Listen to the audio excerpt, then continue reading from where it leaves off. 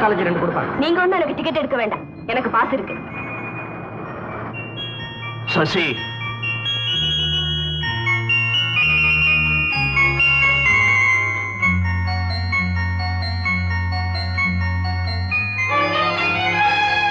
சசி, அனாவசியமா என் விஷயத்துல குறுக்கிடாத.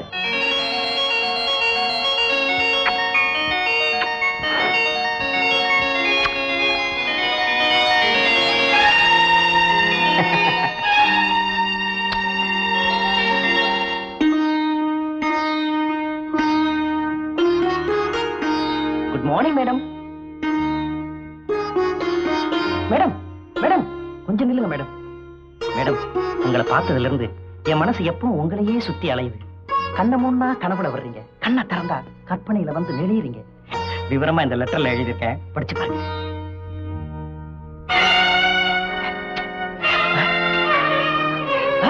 சொல்லிட்டா பண்ற ஒண்ணு. ரோட்ல போற பொண்ணு பார்த்து ஏப்பா கலாட்டா பண்ற?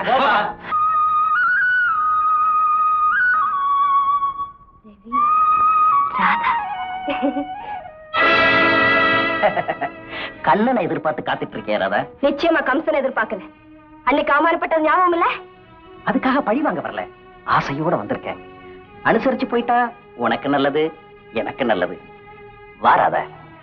என் கிட்ட வராத, கூச்சல் போடுவேன். போயிடு போயிடு. இந்த அருமையான சந்தர்ப்பத்தை விட்டுட்டு என்ன போக சொல்றியா ராதா? நான் சும்மா போக வரல, சபதத்தை நிறைவேற்றிட்டு போக வந்திருக்கேன். அந்த சபதத்தை உன்னால நிறைவேற்ற முடியாது.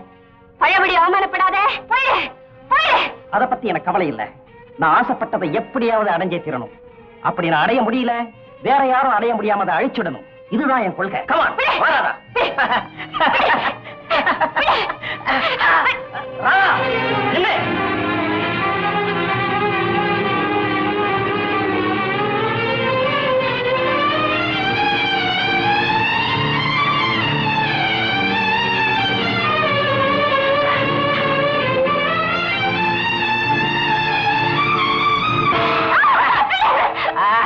ஓடுறியா?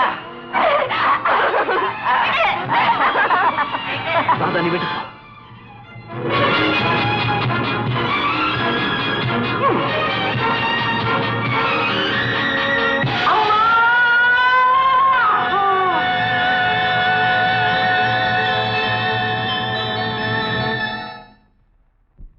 சசி, சசி, சசி, சசி, சசி, சசி, நான் உனக்கு வந்துட்டேனா? சசி, சசி, சசி, நான் வேணும்னு கொல்லலடா. சசி, ஐயோ ஐயோ, சசி, நான் வேணும்னு கொல்லலடா, நான் வேணும்னு கொல்லலடா. சசி, சசி. எதிர்பாராத அந்த தாக்குதல்ல சசி இறந்துட்டான்னு தெரிஞ்சதும் எனக்கு ஒண்ணுமே புரியல. எப்படியும் மனசை திடப்படுத்திக்கிட்டு போலீஸ்ல சரணடைஞ்சேன். கொலைக்கான காரணத்தை கேட்டாங்க. எனக்கும் சசிக்கும் விரோதம்னு சொன்னேன். வேற எதுவுமே சொல்லல. ராதாவோட பேர் வழக்குல சம்பந்தப்படக்கூடாதுங்கிறதுக்காக நடந்த உண்மைகளை எல்லாம் மறைச்சேன். பெற்றவங்களுக்கு கூட எதுவுமே தெரியாது. விசாரணை ஆரம்பிச்சது. எனக்கு ஆயுள் தண்டனை கொடுத்தாங்க. என் வாழ்க்கை தான் பாழா போயிடுச்சேன்னு நினைச்சு என்னை பார்க்க வந்த என் ஃப்ரெண்டு விஸ்வத்துக்கிட்ட ராதா வேற யாரையாவது கல்யாணம் பண்ணிக்க சொல்லுன்னு சொல்லி அனுப்பிச்சேன். அதுக்கப்புறம் ராதா என்ன ஆனாலும் எனக்கு தெரியாது. எதிர்பாராத விதமா காந்தி நூற்றாண்டு விழாவுக்காக என் தண்டனையை குறைச்சு 6 வருஷத்திலேயே விடுதலை செஞ்சுட்டாங்க. வெளியே வந்தேன். ராதாவை தேடி அலைஞ்சேன். உன் உதவியால் அவளை கண்டுபிடிச்சேன். ஆனா அவளும் தனக்காக தியாகம் செஞ்சவங்கிற நன்றி உணர்ச்சியே இல்லாம என்ன தன் வாழ்க்கையில குறுக்கிடாதீங்கன்னு சொல்லிட்டு போயிட்டேன். இந்த வார்த்தையை கேட்கறதுக்காகவா நான் இவ்வளவு நாள் உயிர் வாழ்ந்தேன்? ஒரு உலகமும் என்ன கொலகாரன்னு வெறுத்து ஒதுக்கிச்சு. என் தகப்பன் தனக்கு கொள்ளி வைக்க வரக்கூடாதுன்னு சொல்லிட்டாரு. என்ன பெத்த தாய் கையால சாப்பிடக்கூடாதுன்னு சொல்லி விரட்டிட்டாரு. இந்த வேதனையெல்லாம் தாங்க முடியாம தற்கொலை செஞ்சுக்கலாம் நினைச்சு துடிச்சேன். ஆனா அந்த துடிப்பையும் அடக்கிக்கிட்டு நான் வாழ்ந்தது யாருக்காக? அவனுக்காக. ஆனா அவன் எல்லாத்தையும் ஒரு நொடியில நாசமாக்கிட்டு போயிட்டான். ரவி, ரவி, அமைதியா இருங்க ரவி. உங்களுக்கு எப்படி ஆறுதல் சொல்றதுன்னு எனக்கே தெரியல. உங்க மன அமைதிக்காக சொல்றேன். 2 பேரும் எங்கேயாவது வெளியில போலாமா? வேண்டாம். நான் எங்கேயாவது போய் தனியா உட்காந்து மனம் விட்டு அழுகணும். அப்பதான் என் மனசுல இருக்கிற சுமை குறையும்.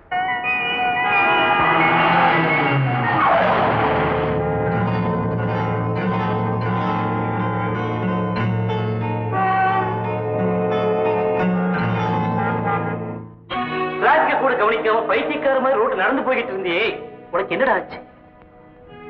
என்னடா ஆகணும்? எந்த ராதாவுக்காக நான் உயிர் வாழ்ந்துகிட்டு இருந்தேனோ அவன் என் வாழ்க்கையில குறுக்கிடாதீங்கன்னு சொல்லிட்டு போயிட்டானா? அவன் சொன்னதுல ஒண்ணு தப்பு இல்லையே. என்னடா அப்படி சொல்ற? அவ என் காதலி. அவ வேறொருத்தருடைய மனைவி.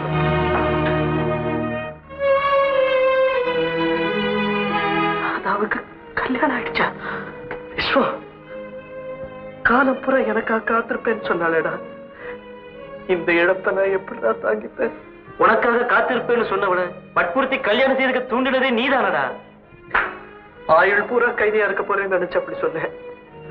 6 வருஷத்திலேயே வெளியே வந்துருவேன் தெரிஞ்சிருந்தா அப்படி சொல்லி இருக்கவே மாட்டேன்டா. விதியோட விளையாட்டுகள் அதுவும். அதுக்காக நீ வேதனைப்படுறதுல அர்த்தமே இல்லை. சரி, இனிமே நீ அவளை நினைக்கிறது தப்புதான் விஸ்வம், தப்புதான். அது எனக்கு தெரியாம இல்ல. என் இதயத்துல இன்னசியா இருந்த நாதம் இப்ப வேற எங்கேயோ ஒழிச்சுக்கிட்டு இருக்கு. அது ஸ்ருதி குலைஞ்ச சோககீதமா மாற நான் எதுவுமே செய்ய மாட்டேன். ஆனா தூரம் இருந்தாவது அந்த நாதத்தை கேட்டு என் வேதனையை தடுச்சுக்க கூடவா எனக்கு உரிமை இல்லை.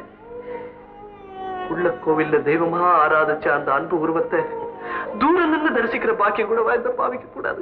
சரி, நீ புனர்ஜென்மம் எடுத்திருக்க, அதுக்கு தகுந்த மாதிரி உன்னை மாத்திக்கணும்பா.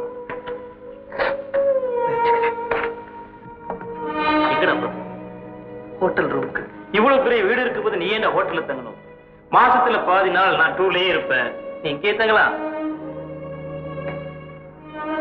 என்னடா யோசிக்கிற?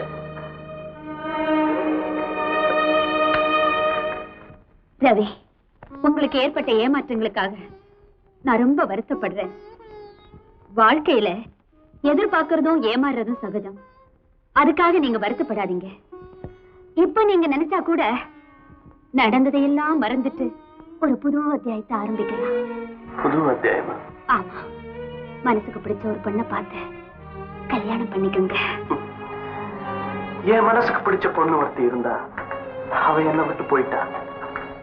அவ குடியிருந்த இதயத்துல இன்னொருத்திக்கு இடம் இல்ல. ரவி, ராதா உங்களை மறந்து இன்னொருத்தரை ஏத்துக்கிட்டா. நீங்க மட்டும் அவளையே நினைச்சு உங்க வாழ்க்கையை ஏன் பாழாக்கணும்? ஆண்டவன் எனக்கு கொடுத்த தண்டனை.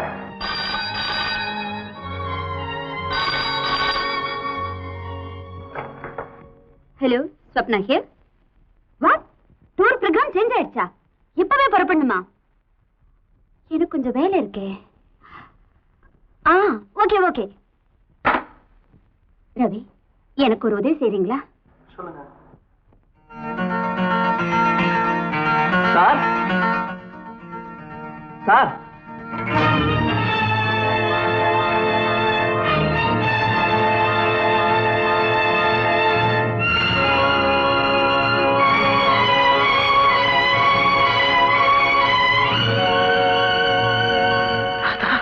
சரி, டிவியில என்ன விரட்டினது போராடன்னு வீடு தேடி வந்திருக்கீங்களா?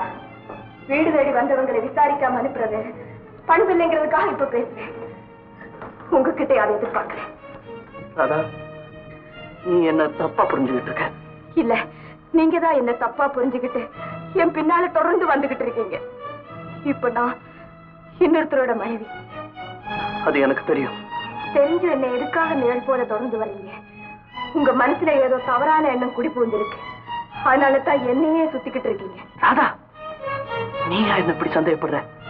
காதலிச்ச நேரத்துல கூட உங்ககிட்ட நான் கண்ணியமா நடந்துகிட்டு இருக்கேன். காதல் கட்டுப்பாட்டுக்கு அடங்குதுவி. காமம் அப்படி இல்ல, கண்ணியமான மனுஷனை கூட மிருகமா மாத்திடும். அப்படி மிருகமா மாறின ஒருத்தங்கிட்ட இருந்து உன்னை காப்பாத்துறதுக்காக நான் கொலையே செஞ்சிருக்கேன். அதை மறந்துட்டியாதான்? மறக்கல. அதுக்கு பிரதி உபகாரமா என்கிட்ட இருந்து எதையோ எதிர்பார்க்கறீங்கன்னு நினைக்கிறேன். ஆமா, நான் எதிர்பார்க்கிறேன். நான் செய்த கொலைக்கு, அந்த கொலை வழக்குல உன் பேர் வெளியே வராம மறைச்சு வச்ச பெருந்தன்மைக்கு பெத்தவங்களையே பார்த்து வெறுக்கிற அளவுக்கு கொலகாரங்கிற பேரோட ஜெயில நான் அனுபவிச்ச கொடுமைக்கு உன் எலும்பு பாழாக கூடாதுங்கிறதுக்காக இந்த இல்வாழ்க்கைக்கு வாழ்த்தி வழிவிட்டு நின்ன தியாகத்துக்கு நான் உங்ககிட்ட இருந்து என்ன எதிர்பார்க்கிறேன் தெரியுமா? அன்பான பார்வைய, ஆறுதலான வார்த்தைய.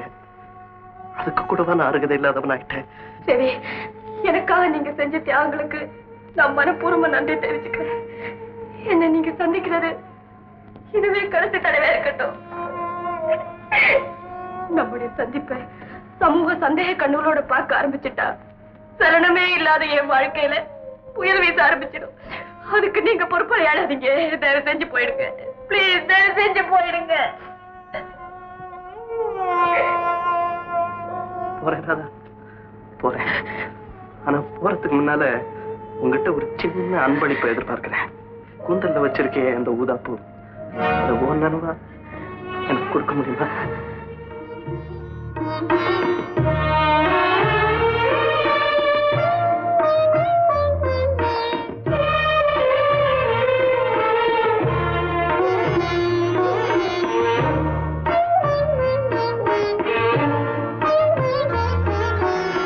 இன்னைக்கு மலர்ந்து நாளைக்கு வாடி போறது ரவி. இது எப்படி என்ன வச்சுக்க முடியும்? கருகி போன நம்ம காதலுக்கு இது ஒரு உதாரணமா இருக்கட்டுமே. சரி, காதல் மட்டும் இல்ல, அந்த நினைவுகளும் கருகி போகணும். அப்பதான் நாம நிம்மதியா இருக்க முடியும்.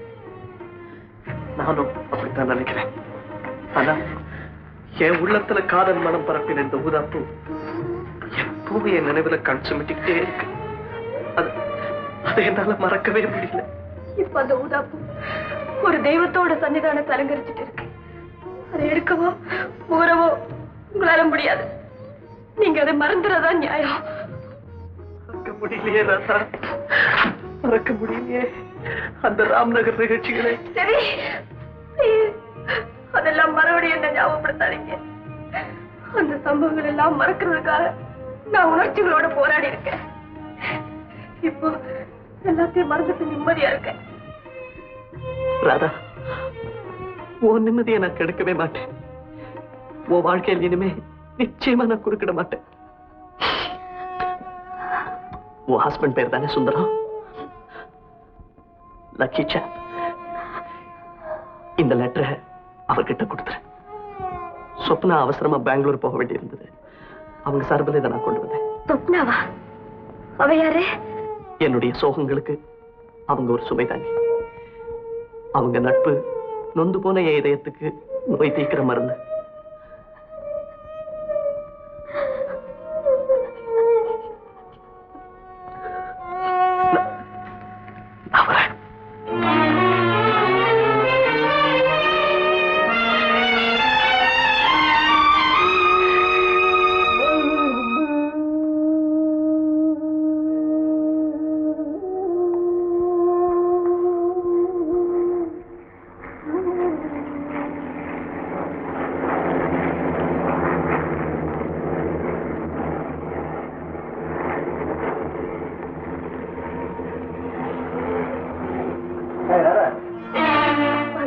ஏன் ஒரு மாதிரியா இருக்க?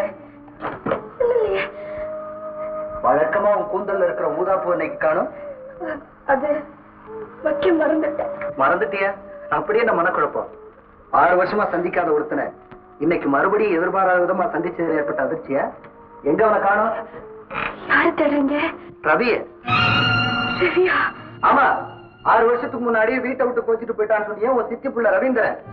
அவன் பம்பாயில ஏதோ உத்தியம் பார்த்துக்கிட்டு இருக்கான். லீவுல ஊருக்கு வந்தவன் உனக்கு கல்யாணம் ஆயிடுச்சுன்னு கேள்விப்பட்ட உடனே அட்ரஸ் கேட்டிருக்கான். யாரோ என் ஆபீஸ் அட்ரஸ் கொடுத்துட்டாங்க. நேரம் அங்க வந்துட்டா, ஐ எம் ரவீந்தர், ராதாவோட கசின் அப்படின்னு அறிமுகப்படுத்திட்டான். நான் தான் அவனுக்கு நம்ம வீட்டு அட்ரஸே கொடுத்தேன். அவங்க வரல. விவரத்தை சொல்லாம மொட்டையா ரவின்னு சொன்னா எப்படிங்க தெரியும்? அவன் இன்னும் இங்க வரலையே. அட்ரஸ் கொடுத்து 4 மணி நேரம் ஆச்சு. அந்த பையன் என்ன காணுமே? சரிதா, மெட்ராஸுக்கு புதுசுன்னு சொல்லியிருப்பான். டாக்ஸிக்காரன் ஊரு பூரா சுத்திட்டு கடைசியா 20 ரூபாய்க்கு மேல மீட்டர் ஆனதுக்கு அப்புறம் கொண்டாந்து ஏற்ற போறான். அவன் தான் புதுசுன்னு தெரியுமே, நீங்களே கையோட அழைச்சிட்டு வந்திருக்கலாம் இல்லையா? ராதா, ஆபீஸ்ல ஒரு அக்ரிமெண்ட் சம்பந்தமா சொப்னாவுக்காக காத்துக்கிட்டு வேண்டியதா போச்சு. சொப்னா அவசரமா பெங்களூர் போக வேண்டியதுனால இன்னொருத்தர்கிட்ட அக்ரிமெண்ட் கொடுத்து அனுப்பியிருக்காங்க. பரவாயில்லையே, நடத்தையில் எப்படி இருந்தாலும் ஆபீஸ் விவகாரத்துல ரொம்ப கரெக்டா நடந்துக்கிறாளே. அப்படின்னா? ஆமா, கௌரவத்துக்காக வேலை, காசு சம்பாதிக்க வேற வழி. தோற்றத்துக்கு செயலுக்கு சம்பந்தம் இல்லாம ரெட்ட வேஷம் போடுறவங்க இந்த உலகத்துல ரொம்ப பேர் இருக்காங்க. சரி, காஃபி கொண்ட. சுந்தரம் தான் ராதாவோட கணவர்.